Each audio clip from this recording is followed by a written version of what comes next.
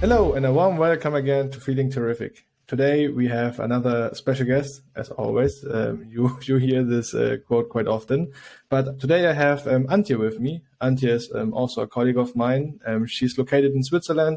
She's currently a senior manager for the solution consulting business unit, and I'm more than happy that she has taken the time for our chat today. Thank you for having me. Thank you for having me. It's a pleasure to talk to you. Perfect. So maybe let's give a quick intro within my words, and then I would like to hand it over to you.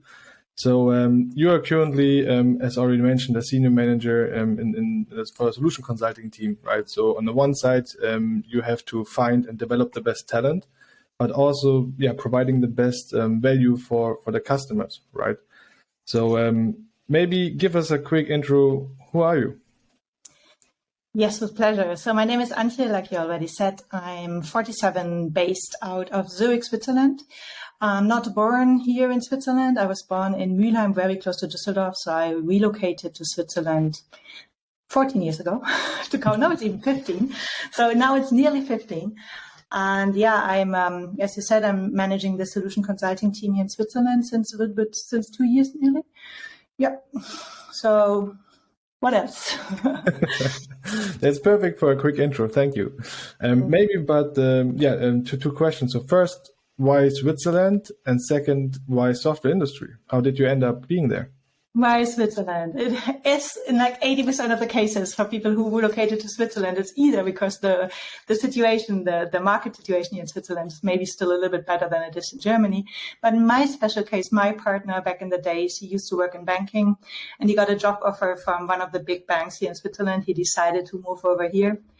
And after like half a year, when he got ready and happy here in Switzerland, I moved over. At that time, I was located in Munich. Munich is, sorry to all my Munich friends and colleagues, it's not my most favorite city on planet Earth. So I was happy to move over to Switzerland. Yeah, thank you. Sorry? No, I just wanted to say thank you. I'm located in Munich and I still love it. It's fine. I think it's like, the problem was when I started working in Munich, I didn't know anyone in that part of Germany. Mm-hmm. Bavaria is quite special to people from the North Rhine-Westphalian area because it's so different. I was in Cologne before, so I was used to that warm, nice, friendly atmosphere. And then I went to Munich and I worked very much outside of Munich in Fürstenfeldbruck. So I didn't really know anyone there. My colleagues. That's not Munich. Yeah, it's from Munich. I lived in Munich, but I worked in Fürstenfeldbruck. So it was tough for me to get to know people. And it was never really apart from Oktoberfest, everyone loved this. But apart from that one, it was never really my favorite city. So how did I end up in software? Yeah. So I have a little bit of would say 50% of my colleagues, teammates. It wasn't a straight line. I didn't study IT. I did study civil engineering, but then figured out that civil engineering is not really the right thing for me to do. And I did an apprenticeship in a travel agency, totally different from what I'm doing today. So even you learned something new about me today. And but that was at a certain stage, you have to figure out that the dream of traveling and the not so much dream of selling traveling is not actually the same. So I didn't really enjoy it that much as I thought I would enjoy it. So I spend the majority of my workday to teach my colleagues who are not very they are not techie. People in the travel agency don't like technology, at least most of them. So most of the time I help them to learn and understand the software they're dealing with every single day. And then I was thinking maybe this is the path for my future. Maybe this is really what I wanted to do in the future, teach people how to deal with technology, especially maybe older people, but also those people not being very close to that. So again, studying, not my thing again. I was looking at colleagues of mine who actually did this or are still doing it. And some of them did a Microsoft Certified System Engineer at that time, because it mostly comes with a trainer. So you get a trainer license for teaching software products, mainly Microsoft products. But this was what I really like to do, enjoy to do. So I signed up for a 1-year course of Microsoft Certified System Engineer and Trainer. Full day course. So I quit my job, did some barkeeping in the evenings and did some learning and studying over the day. And I was pretty good in it. So my trainer in scripting, he asked me, like, Antje, I feel you're good in this. I feel you enjoy it. Why don't you come over to the IT side?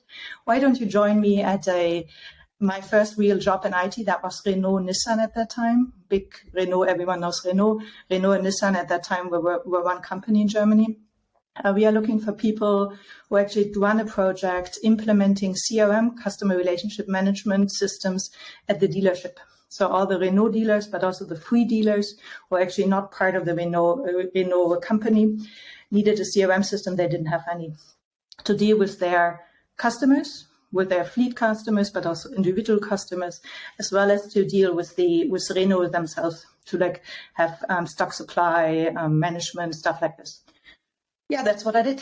So I moved over to Renault. That was my first real job in IT. I was a project manager at that time, moved on my way up to the project lead for CRM. Then my next job was actually in Bavaria. That was the move from Cologne to Bavaria. Worked in a company called Adva Optical Networking. There I was not really in an IT job, but still responsible for the CRM system, but more on the business analyst side, on the business side. Then I moved to Switzerland.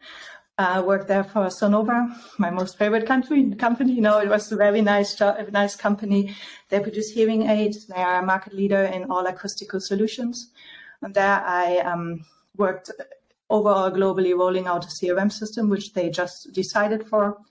And after that, after working there for 4 years and being on stage for one of the other big software vendors with an S in the beginning for Salesforce, they asked me, like, you're already on stage for us so many times. Why don't you want to join us? And why don't you come over to our side and sell software to our customers? And that's what I did for 7 years. And like 2 years ago, I moved over to ServiceNow. Yeah, perfect. No, so I think sometimes it kind of has something to do with destiny. Also, when it comes making a little bit of sacrifices when you took the barkeeper's job. So we are glad. I think I can say it for everyone. We are glad you did it and had the coach at the time. So thank you for that. What would you say shaped you the most so far? I mean, you are long within the software industry now. I think really the move from on-premise system to cloud software. I think that was the one that's helping. That's for me was a whole new discovery. I didn't need to like take care of any database on colleagues' laptops. Anytime when we had an update, we have to make sure everyone is on the same. And then when we moved into cloud at that time was Salesforce, from Siebel to Salesforce.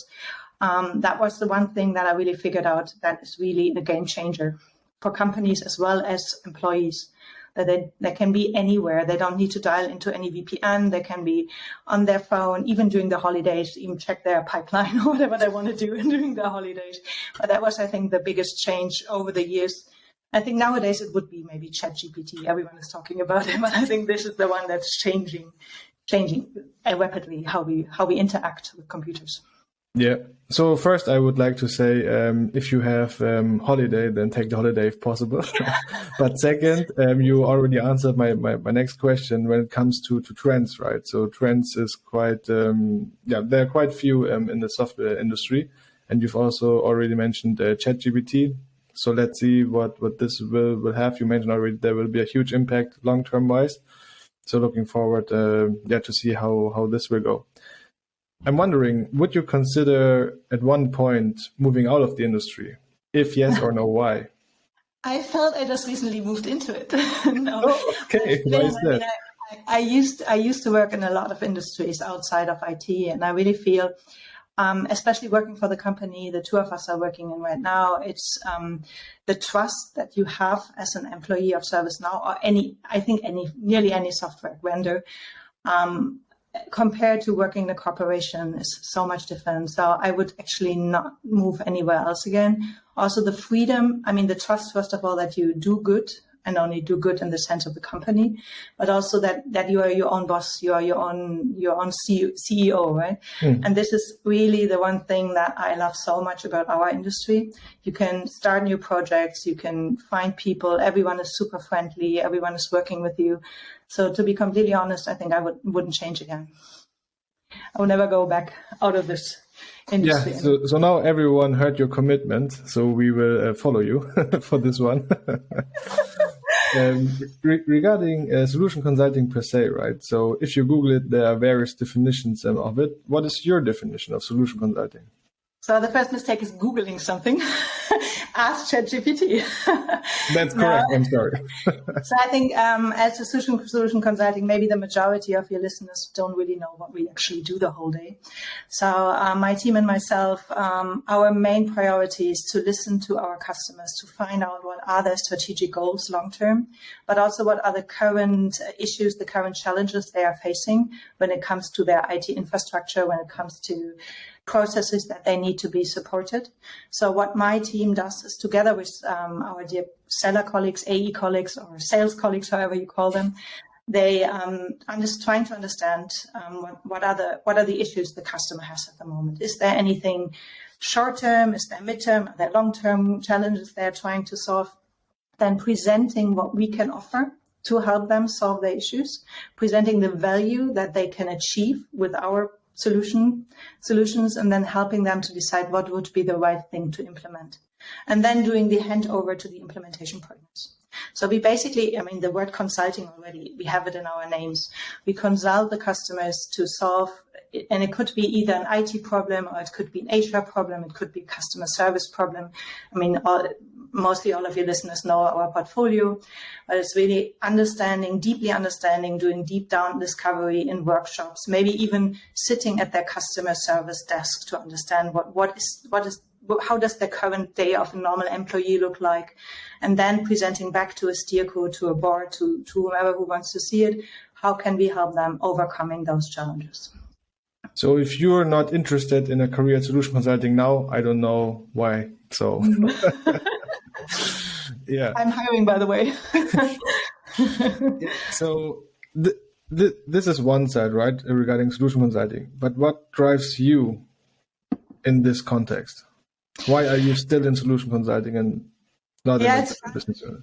Yeah, it's fun because I didn't tell you half of the jobs I did at Salesforce and ServiceNow. So I did a couple of detours because I always thought like I have to see something else in my life than just solution consulting. So I've been a couple of months in enablement, sales enablement, which is basically sales training. I also started at ServiceNow as a partner manager, helping our implementation and sales partners to become even better. And I feel like every time when I think really deeply about it, solution consulting is really the thing I want to do, because you feel two things. First of all, you feel the impact of what you're doing on a daily basis, because you talk to the customers, you feel their happy faces at a certain, or see their happy faces at a certain stage, for example, during the implementation cake that we are doing, or if you talk to them at certain events, that they're really happy and that we really help them. And secondly, to be completely honest, the team. So solution consultants per se are just a cool bunch of people. So it's just nice to go into the office, see them, work with them, and just have a good time. Yeah, I think at the end, what's really a differentiator is the people you are surrounded with. Yep. If they are people who are, trying to accelerate your personal development in some extent, or to some extent, or if they don't, right? Yeah. And solution consultants need to be, I mean, it's in the nature to be curious. And I think that also never stops just in front of customers. So you always have people around you who intrinsically want to know more about you, about what you're doing, about what drives you, but also what are the current challenges of the world. And they're always very well informed about technology trends. So it's just nice to talk to those people. Yeah. So you've mentioned it already. Your previous job before your current one was dealing with partners, right? So what was your thinking behind moving from this partner role into the manager of a solution consulting team? And how does this fit into your long-term plans? Into my long-term plans. I knew that you would ask this. We just discussed this before. Thank you. I know. What I want, I mean, partner management was a test, right? did at my previous employer, I worked quite a bit with partners because it's also, I mean, the solution consulting role doesn't stop at the border of just customers. You try to make everyone more successful. You talk to partners, help them to understand the new releases that we are doing, help them to become better at selling, because we in the end want to scale as well. We don't want to be at every single customer. If there is a partner in the driver's seat, it doesn't need us necessarily. So this is why I always used to work with partners, and I felt there must be more. There must be more behind it. So this is why I moved into the partner role. And then at a certain stage, I was in contact with the solution consulting team the whole time because they were helping me enabling those partners. And at a certain stage, I figured, okay, I'm missing it. I really miss it, working with those people more closer, and really want to just be part of this team again. And then when Andreas Weber, my boss right now, approached me that my predecessor is going to not to leave ServiceNow, luckily, because he's a super good guy, but taking another role inside of the organization, asked me if I could imagine to actually do this job, and if I would like to put my head into the ring and apply for that position.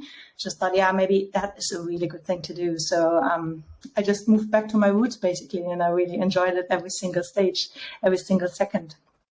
And what drives my long-term strategy? I told you I'm not going to leave the software industry, and I'm also going to tell you I'm not going to leave solution consulting again. So if it's up to me and if it's just up to me and no one else decides that I'm not the right person at the right spot, my long-term strategy is to stay here as long as I still work. Then you already answered my question, so thank you for that. No, and I think I mean everyone who's watching this or listening to this definitely can feel the passion behind it. So yeah, we really can feel the genuine belief in what you do. So that's really great. So you're talking to a lot of companies now regarding their digital transformation and so on. What do you see? What other customers most struggle with? Yeah, so I think, why do you do digital transformation? So first of all, most of the companies want to grow. Everyone wants to grow. In Switzerland, we are in the lucky position that our economical situation is maybe a bit better than in other countries. So maybe this is for sure the number one driver behind digital transformation. But it's really to move away from old analog systems, move away from complicated workflows that are actually either having a lot of media breaches in it or are highly manual. And also, I think these are the two main drivers: by getting bigger, making more revenue, cutting costs by reducing all the overhead on manual processes. But also, I think what comes with it, and a lot of people are overlooking it, is that digital transformation also needs a lot of change inside of the culture of the company. So I think every CIO who has done that, or CTO who has done digital transformation, or every company knows that it is really important to drive the people. I think we are in a unique position that we have, I think, around 4 generations or even 5 generations in the marketplace today. So you have to cater for the Gen Z, Gen X's on the planet, but you also have to cater for those people who are still used to work with paper. So I think this is the biggest problem that most of companies do have when they do digitize their processes, that they have to, don't forget the human touch in it. And I think this is nothing we can solve, to be completely honest. That needs a change manager inside of the company. But for me, the change is the biggest problem that most of customers are facing, that I'm seeing. Yeah. So now we've covered digital transformation from a customer perspective, kind of. But what does digital transformation mean to you? Digital transformation to me personally, apart from digitizing all my old pictures and music and stuff, now I think digital transformation for me means getting rid of old abundant, is it called abundant? I don't know, but old processes that I don't need anymore. Trying to get stuff done in a smarter way by using technology. So rethinking, basically. Rethinking. I think that would be the right word. Yeah. Yeah. So you've been with ServiceNow, for almost 2 years plus minus, right? and I assume very successfully or quite successfully. What would you say is what do you think is making you successful? Yeah, I think there are a couple of things. So first of all, you said that already. I'm pretty passionate about what I'm doing. So I think this is the first thing that everyone who is joining a fast-growing American software company, and I don't know how it is in any other software companies because I've always only been to American ones, but you have to be passionate about what you're doing. You have to live the dream. It's a bit pathetic, but you know what I mean. You really have to you have to like what you're doing here. And this is what I do. So that's the first thing. And I think the second thing, if we look at the EVS results, we do a half-yearly employee voice survey. We do hear back from our employees what we can do good and what we could do better. And mine has been pretty good. So I think it's really about being empathetic, listening to people, giving people enough bandwidth to work or enough space to work how they want to work, but also giving them some guidelines how they could do things better. So it's really, I think, first of all, about the people, taking care of them. Secondly, about passionate about what you do. Yeah. And I think I couldn't agree with you more. I think this is also combined. I mean, you are in a leadership role, right? But at the end, everyone is a leader. And if someone doesn't have the intrinsic motivation, the genuine belief with, among other things, then someone should think about something. But I think everyone who's moving into a role like ours, like yours, like mine, you decide on not just doing a job. You decide on being part of a team and being part of a culture as well. And you interviewed a couple of people already. The word culture is one of the most used words, I guess. But it's really something you have like a couple of hats on. You're not only the solution consulting manager, you also, I'm playing what I do is taking care of a lot of cultural things inside of Switzerland, making sure that we do have team meetings, that we do have aperos, how we call it in Switzerland, which is basically like a dinner, standing lunch and a wine or beer. We take care of that people feel welcome, that they want to be here. And that is, by the way, my vision for 2023. The Solution Consulting Team Switzerland is a team where everyone wants to be. That's a great vision, I would say. Let's keep it like that. And maybe another perspective. So you're a manager. The market is an employee market at the moment, and it will not change in the future, right? So what impact does this have on your hiring activities as a manager? Yeah, I thought about this as well. I think it doesn't really have a big impact because finding a good solution consultant has always been pain, because you need people who are, first of all, IT. They have to understand IT, but they also have to understand business. They have to be able to speak, have to be able to be empathetic. They have to be curious. So it has always been a pain to find someone in solution consulting, and who can say that better than you? But I think it's really. I think the bigger impact is that you're more relying on the happiness of your team, because the best people you get into your team are references from your team.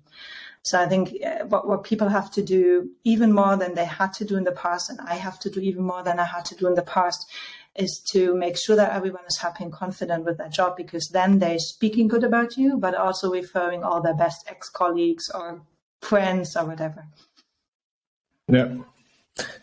Yeah, from my perspective, this is or will be also the key for good hiring and for great hiring, indeed. Yeah.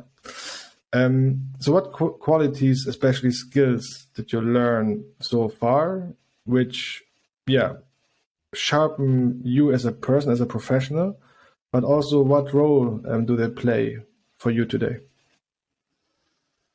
That is a very good question. So what did I learn? I think if you're in the corp world and you're a project manager, it needs to be 100% job. That's the one. If you do something wrong, the project will die or will maybe fail. I think that's the one thing that I learned pretty fast when I started in solution consulting, to live under, or to really be happy with the 80-20 rule, because you can't do 100%. I think that is the first thing I really learned, because otherwise, if you try to do everything perfect, you won't be able to get anything done. So I think that is the first thing. And the second thing is really, don't talk, just listen.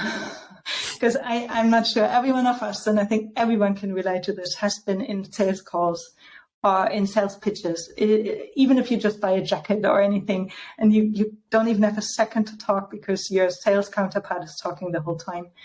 I think that is one of the things that I really learned and that shaped me a lot, to just be quiet for a moment and to ask questions instead of talk. Yeah, that's a very good point of view. Yeah. So currently there's a lot of talk about women in tech and so on, right? So especially on LinkedIn, you can hardly avoid this topic. I'm wondering, what do you think about this whole topic? So I think it's a given, right? It's just put you in the shoes of the buyer for a second. Buyer are people, and people buy from people. So if you only look at the same character, same gender, same whatever of people that's sitting next to you or on the other side of the phone, on the other side of the Zoom meeting or table, I think we need to create a diversity here, because buyers are diverse as well. That is the first thing. So this is more from the customer perspective. We have to be diverse in the market to just also reflect and mirror the diversity of the customers who are buying from us. Second thing is, we know that from our private environment as well as workspace, as soon as we get more diverse people, and I don't want to just reduce it to female, male, but as the more diverse the team is, the more fun we have, the more different perspectives we get.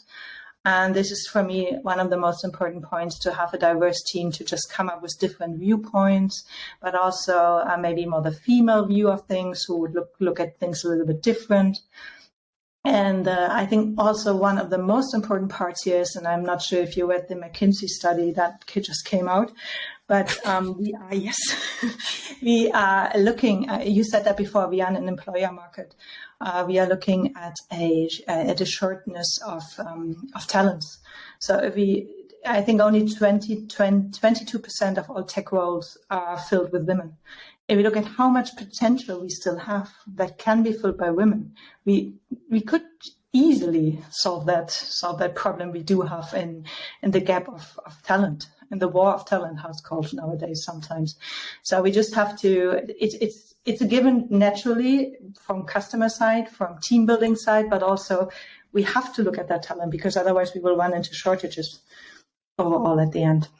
Yeah. Let's face the challenge, I would say. It will be a good one. I think the challenge is not only ours to solve, right? The challenge is from kindergarten up to studies, right? We can it's only. It's a society thing. Yeah, it's a society thing. Yeah, we have to empower females a lot more and make them more successful, and also get them into their STEM jobs, the technology jobs. Let them study those things and don't give them. And the numbers are reverting. It used to grow, and now they're going back down again, and I don't know why. And I think I don't have the competency to solve that, but we have to make sure that females do understand. And I hope this maybe helps, but that females do understand that you don't have to have the huge IT background. You can be a travel agent and work in IT in the end, right? Yeah, no, totally. I'm totally with you on this one. Yeah. Maybe in general, or generally speaking, what are you looking for when you have interviews with candidates? So first of all, I'm looking at the CV and find out if they have at least some experience in the technology or business world. I just recently hired someone who has an IT background, but not very deep. I'm looking either into someone who has worked as a solution consultant / maybe an implementation partner of our software or of comparable software, or someone who has a deep vertical understanding. With vertical understanding, I mean industry understanding, because this is, I think, we are growing more and more into the direction that we have to speak at C-level, that we have to be competent to speak to people who have their daily tasks, their daily problems in their head, and not just IT. So I'm looking at those two things, being either a software as a service in knowledge, having a software as a service knowledge, or having an industry knowledge. And then as soon as that person has that, and I'm talking to them the first time, and ideally talking to them face to face, because I am a fan of those Zoom meetings, because you don't get those micro signals that you get if you talk to people face to face. It's sometimes really just in Germany we call it Bauchgefühl. You just feel like, is it the right person? Does it fit into the team? Does that person fit into the team? Can I talk to that person? And ultimately, I let the team decide as well, at least 2 or 3 people from the team, to make sure that it would really fit. Yeah. At the end, it's about having this team spirit, and the culture isn't just there. You have to create it, right? So you have to create it, yeah. And you also, I mean, I had a couple of people talking to me or felt like they would just want to start working at 9 and want to stop working at 5, and that doesn't work in our industry. So you have to be ready to also maybe do the extra mile, walk the extra mile. But for that you get rewarded too, because then you can just relax at a certain stage as well if there's not too much to do. Yeah, maybe let's tackle the last topic of today, right? So in a webinar hosted by ServiceNow, you shared that you have imposter syndrome, or that you are facing imposter syndrome from time to time, right? How did you realize you had it, or you're dealing with it? I'm already regretting that I ever shared that. So I felt, what does imposter syndrome actually mean? I mean, maybe we should just quickly explain that.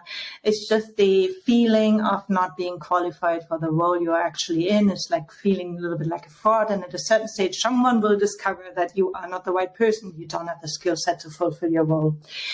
I think there's not a certain moment I can tell you that I started feeling this. I think it was just at a certain stage I started thinking about, am I really the right person? I mean, everyone in my team knows better than I do. Why am I the boss?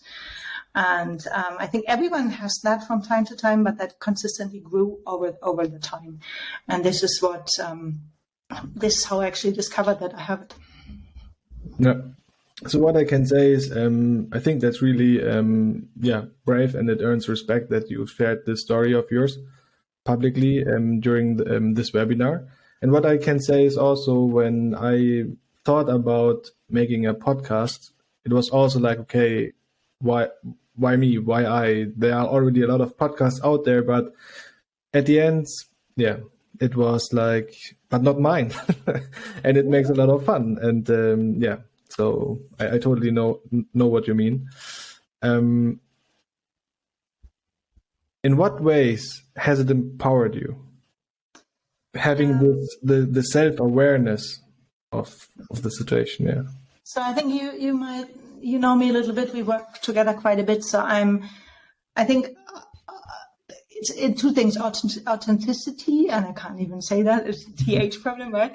But I do not shy away from admitting mistakes. I am really honest if I feel like I'm not able to do this. I tell you now, I'm not trying. I'm not trying to do it if I can't. Either you teach me how to do it and I try, or I give the job to someone who's better suited for it, someone in my team, someone outside of my team.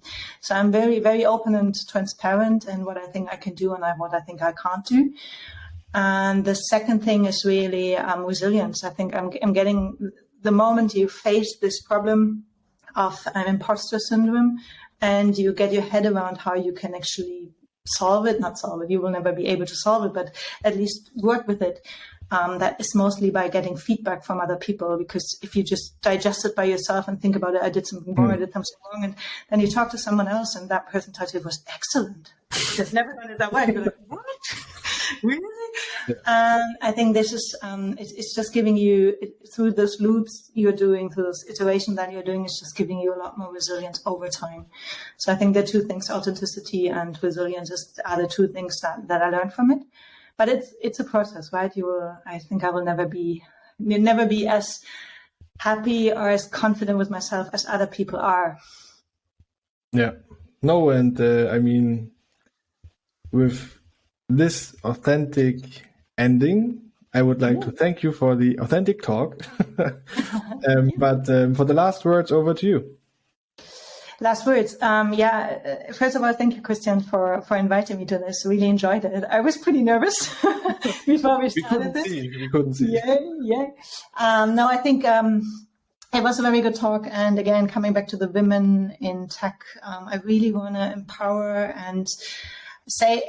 the ladies out there and tell them, please don't shy away from crazy job descriptions. Kristen and I do some of them together. We put 200% in, and if you just fulfill 100%, we are happy to do this. So don't think that you are not able to do a job in tech because you're female or you don't have the necessary master degree in whatever in IT.